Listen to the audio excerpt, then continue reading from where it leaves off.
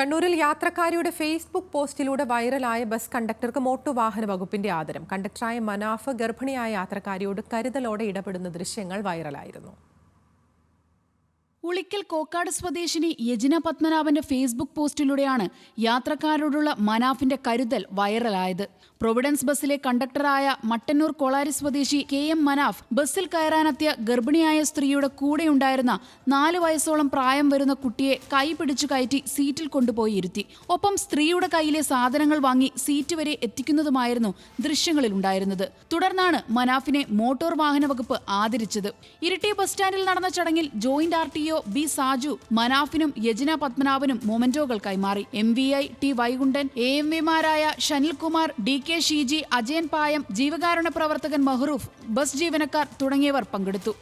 News Malayalam, Kannur.